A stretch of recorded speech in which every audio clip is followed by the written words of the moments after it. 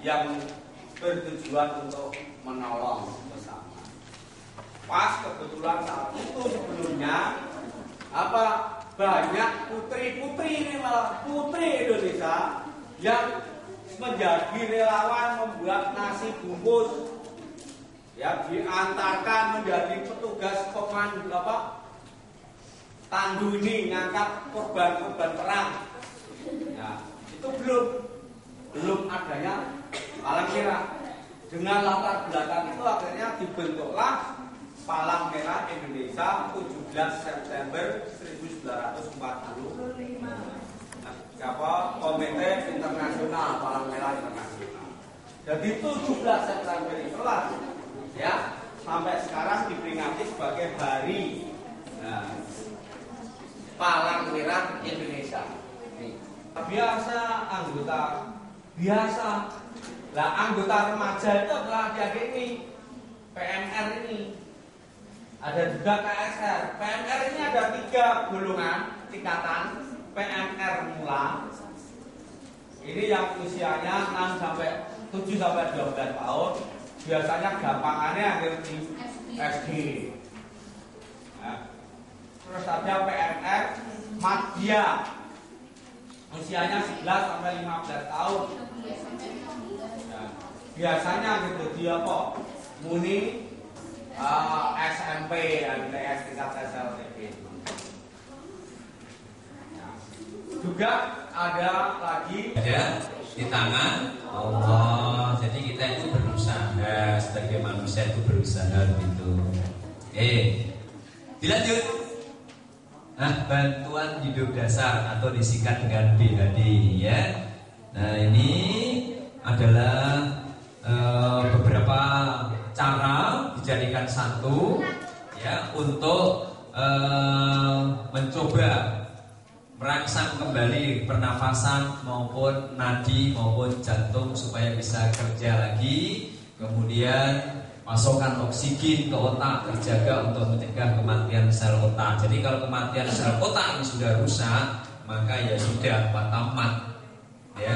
Ini harganya 30 juta. Loh, kalau tidak percaya tolong belikan.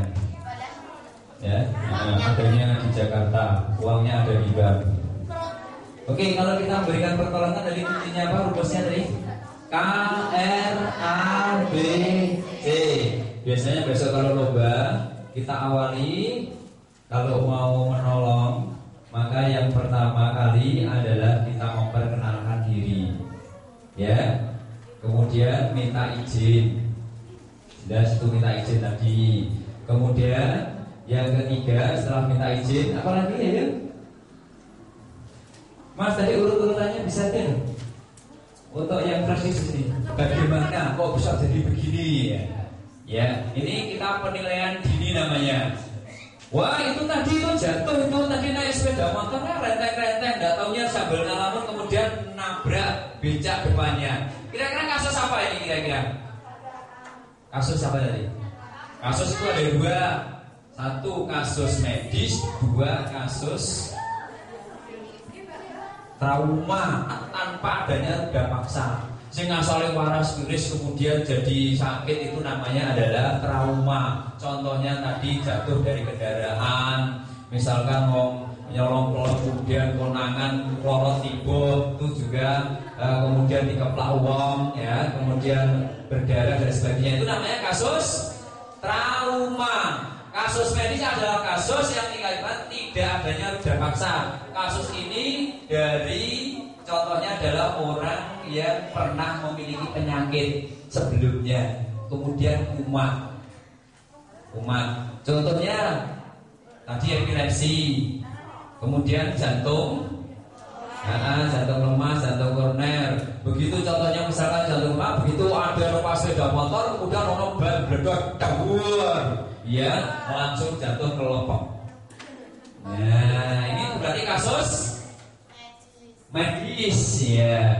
Begitu ada orang epilepsi, kekesalan, kakean pikiran, akhirnya kemudian berdek, kemudian gemeter. Nah, itu namanya juga kasus medis ya. Bisa bedakan ya? Oke, laksanakan yang selanjutnya adalah penilaian yang lain adalah R, respon. Tahu respon? Respon itu tanggapan. Kurang nanggap ketoprak, nanggap enggak, ya respon. Tahu respon tak ya? Respon itu kalau ditanyai bisa jawab atau tidak, itu namanya respon. Ya, disingkat dengan ASNT. A, awas. S, suara. N, nyeri. Dan T, tidak respon. Yang paling ringan awas. Paling berat tidak respon. Tahu respon tadi Mbak ya? Irespon. Kamu namanya siapa? Oh Mbak ini Mas ya. Bang, namamu siapa? Namanya saya Sanjaya. Sekarang kamu di mana ini? Saya di sini sedang jatuh. Berarti sadar atau tidak? Maka tingkatannya adalah awas. Kemudian yang kedua saya tanya ini, Mas, kamu di mana ini? Dia lama saja, tapi tahu sumber suaranya. Jadi mencari sumber suara. Mereka tidak bisa ngomong. Mungkin tadi kebun bakso tadi ya. Oleh karena itu maka tingkatannya adalah suara. Ya, mendengarkan suara. Saya omongi, Mas, kamu udah dengan gimana sekarang ini? Diam saja. Kemudian tak capek juga diam saja, tak kepala juga diam saja. Akhirnya saya penggelarinya, saya laksanakan dengan tingkatan yang ketiga yaitu nyeri. Saya cubit. Coba kamu praktikan semuanya. Begini. Tidak percaya? Sensasi jantung paru. Jadi tidak ada nafas, tidak ada nanti, kemudian langsung di RJP. Yang ketiga defibrilasi. Dan yang keempat adalah pertolongan hidup lanjut. Dari empat ini ada yang ditanyakan? Ada yang ditanyakan? Defibrilasi kejut jantung. Kejut jantung itu jantungnya sudah berhenti, kemudian di strum listrik. Tapi tidak langsung listrik sudah. Supaya pakai gitu, langsung jantungnya kerja lagi. Itu namanya defibrilasi. Pertolongan hidup lanjut ini langsung mendapatkan obat ya yang sesuai. Ya, maka diharapkan nanti kalau langsung mendapatkan obat yang sesuai maka bisa tertolong jiwanya. Itu ya langsung ditolong obatnya. Coba kalau tidak ada obatnya sampai seminggu ini mulai mati. Itulah kecepatan 4 rantai untuk bisa memberikan pertolongan. Dan yang keempat ini paling berat dan tidak sadar, dia adalah tidak respon. Ya Pak mau diceplek ini diomongi dan sebagainya tuh meneng gitu ya. Ya ini adalah tidak sadar, paling berat. Anggap saja adalah paling berat itu adalah tidak respon. Kemudian kalau ini tidak respon, maka kita segera harus bertindak dengan yang ke-6 SPGDT. Apa itu SPGDT? Sistem pertolongan gawat darurat terpadu.